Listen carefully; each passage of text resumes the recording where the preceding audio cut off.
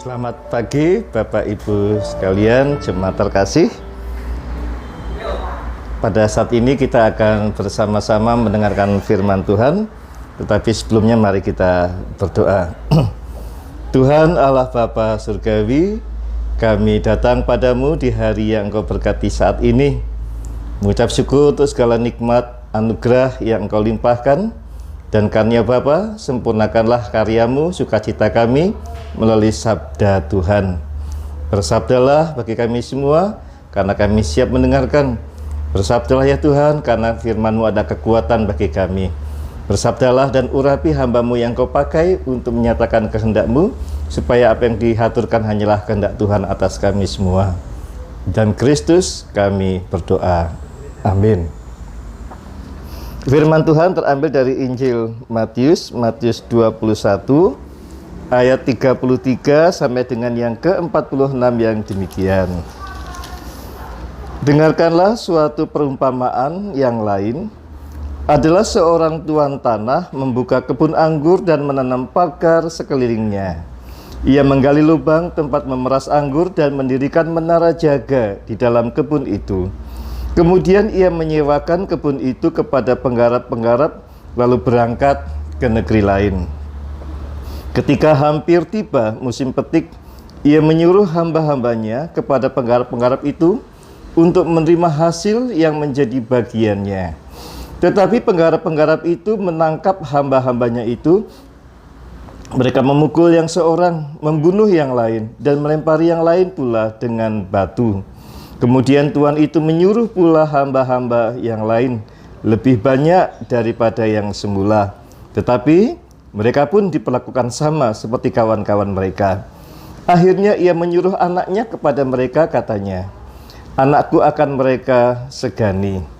Tetapi ketika penggarap-penggarap itu melihat anaknya itu, mereka berkata seorang kepada yang lain, "Ia adalah ahli warisnya. Mari kita bunuh dia, supaya warisannya menjadi milik kita." Mereka menangkapnya dan melemparnya keluar kebun anggur itu, lalu membunuhnya. Maka apabila tuan kebun anggur itu datang, apakah yang akan dilakukannya dengan penggarap-penggarap itu? Kata mereka kepadanya, "Ia akan membinasakan orang-orang jahat itu, dan kebun anggurnya akan disewakan kepada penggarap-penggarap lain yang akan menyerahkan hasilnya kepadanya pada waktunya." Kata Yesus kepada mereka, "Belum pernahkah kamu baca dalam kitab suci, batu yang dibuang oleh tukang-tukang bangunan telah menjadi batu penjuru. Hal itu terjadi dari pihak Tuhan, suatu perbuatan ajaib di mata kita. Sebab itu aku berkata kepadamu bahwa kerajaan Allah akan diambil daripadamu dan akan diberikan kepada suatu bangsa yang akan menghasilkan buah kerajaan itu. Dan barang siapa jatuh ke atas batu itu, ia akan hancur, dan barang siapa ditimpa batu itu, ia akan remuk." Ketika imam-imam kepala dan orang-orang Farisi mendengar perumpamaan-perumpamaan Yesus, mereka mengerti bahwa merekalah yang dimaksudkannya, dan mereka berusaha untuk menangkap dia. Tetapi mereka takut kepada orang banyak, karena orang banyak itu menganggap dia nabi. Bapak Ibu jemaat terkasih dalam Yesus Kristus, pada saat ini kita bersama-sama memasuki bulan keluarga. Karena itu tema saat ini adalah keluarga bagai kebun anggur. Keluarga bagai kebun anggur.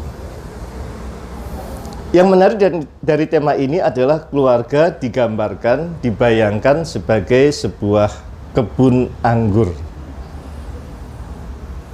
Pertanyaannya, mengapa sebagai kebun anggur, kok tidak kebun yang lainnya?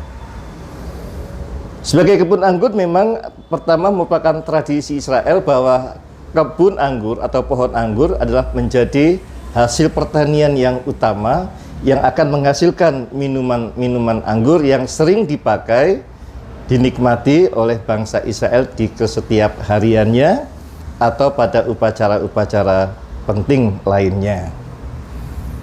Hal yang kedua mungkin karena kebun anggur melambangkan buah anggur yang begitu banyak dalam satu rangkaian, sehingga mengagumkan, indah, menyenangkan dipandang. di mana keluarga menjadi sesuatu yang subur, yang banyak buahnya, yang indah, yang menyenangkan, sebagai keluarga yang diberkati. Hal yang ketiga, menitik dari cerita yang diberikan Yesus kepada kita tentang sebuah perumpamaan, bahwa ada seorang yang memiliki kebun anggur. Dia mempersiapkan segala sesuatunya, baik lahan untuk pemerasan anggur, menara jaga untuk menjaga kebun anggur itu, dan juga hal-hal lainnya. Lalu karena dia akan pergi meninggalkan tempat itu, disewakan kepada orang lain. Yang menarik adalah ketika tiba saatnya dia akan memperoleh hasil dari kebun anggurnya, ditolak oleh penyewa-penyewanya. Bahkan utusan hamba-hambanya yang disuruh untuk menagih, meminta hasil, dibunuh, dianiaya oleh para penyewa-penyewanya. Dan yang pokok adalah anaknya sendiri bahkan dibunuh juga oleh para penyewanya, dengan satu motivasinya ialah ketika ia membunuh anaknya, mereka mendapatkan hak warisan atas tanah itu. Sesuatu yang luar biasa oleh penyewa-penyewa anggur itu yang dilakukan kepada pemilik anggur. Lalu Yesus menjelaskan makna dari siapa orang yang menyewa itu, bahwa akan tiba saatnya ketika mereka yang dianggap menjadi milik Allah, yang dipercaya untuk berkarya di dalam Allah, tetapi justru malah berkarya mengkup, menghai apa yang mereka dapatkan untuk dirinya sendiri. Lalu terkasih, di sini dapat dilihat bahwa sebuah keluarga sesungguhnya adalah sebuah persekutuan antara ayah, ibu, anak-anak. Keluarga sebagai sebuah persekutuan karena memang terdiri dari lebih dari satu orang, dan di dalamnya harus ada sebuah kerjasama. Harus ada saling tolong-menolong, harus ada saling memperhatikan, saling membantu. Keluarga sebagai sebuah persekutuan berarti di mana di tengah-tengah keluarga Allah dimuliakan di dalam persekutuan itu. Dan saya ingin menekankan bahwa keluarga sebagai sebuah persekutuan adalah kerjasama yang saling membantu, saling tolong-menolong untuk mewujudkan harapan. Dan keluarga sebagai sebuah persekutuan, tadi saya katakan juga bahwa sesuatu yang senantiasa berorientasi kepada sang pemilik keluarga, yaitu Allah sendiri. Sebagaimana diceritakan dalam kitab Perjanjian Lama, kitab Kejadian, bahwa Allah lah yang menghendaki adanya sebuah keluarga. Ia menciptakan seorang pria, Adam, seorang wanita, Hawa, dan dipersatukannya dalam sebuah keluarga. Dan keluarga ini diperintahkan untuk mewujudkan kehendak Allah, menjadi mandataris dunia, untuk menciptakan dunia sesuatu yang indah, yang nyaman, yang damai sejahtera. Keluarga dikehendaki oleh Allah. Karena itu sang pemilik keluarga adalah Allah itu sendiri. Dan karena itu setiap keluarga harus senantiasa berorientasi kepada Allah dalam segenap kehidupannya, dalam setiap langkahnya. Karena hanya di dalam persekutuan dengan Allah, berorientasi kepada Allah, keluarga akan berjalan dan hidup dalam damai sejahtera. Tetapi sebaliknya, ketika keluarga, orang-orangnya berorientasi pada diri sendiri dan melupakan sang pemilik, maka keluarga hidup dalam kesendirian. Karena mereka berpikir untuk dirinya masing-masing. Mereka mencari keuntungan untuk dirinya masing-masing. Seperti dalam perumpamaan, para penyewa sadar dan tahu bahwa kebun ini adalah milik tuannya, sang pemilik kebun anggur. Tetapi mereka lalu mengalihkan kepemilikan itu kepada diri sendiri. Dan bahkan mereka berani melawan sang pemilik supaya hasil dari kebun anggur menjadi milik mereka sendiri. Nah, inilah yang ingin saya katakan, bahwa ada sebuah perubahan orientasi yang mengakibatkan perubahan tujuan yang menjadikan sesuatu tidak baik. Nah, karena itu ketika keluarga berubah orientasi hidupnya dari Allah kepada dirinya sendiri, entah suami hanya memikirkan diri sendiri, istri pun demikian, anak-anak pun demikian. Mereka menganggap apa yang dihasilkan, yang dirasakan di tengah-tengah keluarga sebagai usaha, kekuatan, dan milik mereka sendiri. Kita yakin bahwa kebun anggur itu, keluarga itu akan menjadi sesuatu yang tidak baik. Bahkan tidak mungkin terjadi, adanya perceraian, anak yang melawan orang tuanya, dan seterusnya, karena mereka berpikir untuk diri sendiri. Nah, karena itu keluarga harus kembali kepada Allah Sang Pencipta.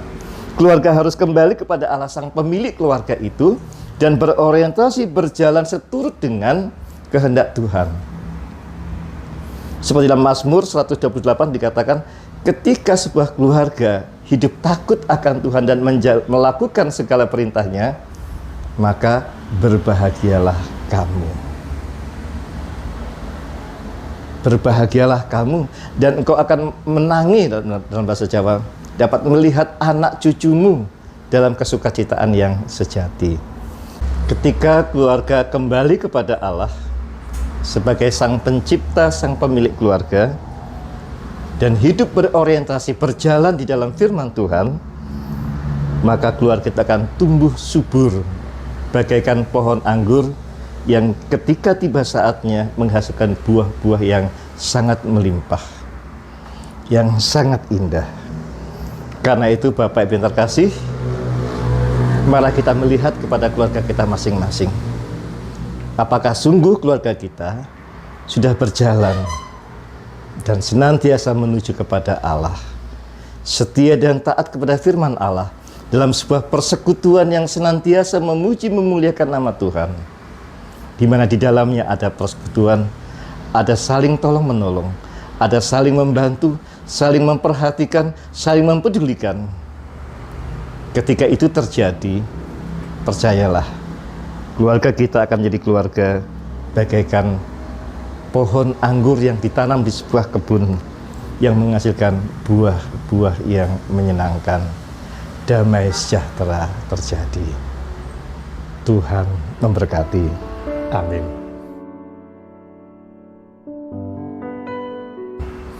Mari kita berdoa. Bapa Surgawi, pada saat ini kami datang padamu ya Bapa, mengucap syukur untuk firman yang boleh kami dengar. Kami Bapa, mampukan kami untuk senantiasa dalam hidup keluarga kami berorientasi dan berjalan hanya menuju kepada kehendak-Mu untuk kemuliaan nama Tuhan, dengan setia dan taat di dalam hidup melakukan firman Tuhan. Dan jangan biarkan Bapa kami hanya melawan Engkau, mementingkan diri kami sendiri, sehingga kami melupakan Tuhan, melupakan kehadiran Tuhan di tengah-tengah keluarga kami, bahkan menolak Tuhan di tengah-tengah keluarga kami. Mampukan kami untuk menyadari dan mengoreksi diri, sehingga kami tidak jatuh ke dalam ego kami, melainkan hanya senantiasa hidup di dalam kasih-Mu menuju kepada kehendak Bapa. Tolong kami Bapa dalam keluarga untuk senantiasa dapat menyatakan kasih yang sejati, seperti kami katakan mengasihi kepada Engkau. Bila itu terjadi di tengah-tengah keluarga kami, sebagai sebuah persekutuan yang saling tolong menolong, memperhatikan, mempedulikan, membantu, sehingga kami boleh senantiasa dapat berjalan seturut dengan kehendak-Mu, dan keluarga kami boleh menjadi kebun anggur, di mana pohon-pohon anggur yang ada di dalamnya boleh berbuah lebat sebagai persembahan yang kami haturkan kepadamu. Ya Bapa, Engkau juga mengetahui apa yang terjadi di tengah-tengah keluarga kami.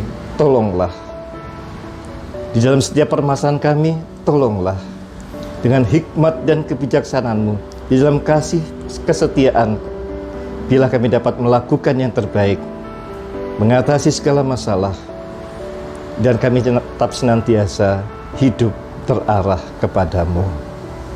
Berkati juga untuk anak-anak kami dalam sekolah mereka, berkati juga dalam setiap pekerjaan kami, sehingga kami boleh menghasilkan dan mencukupi segala kebutuhan kami.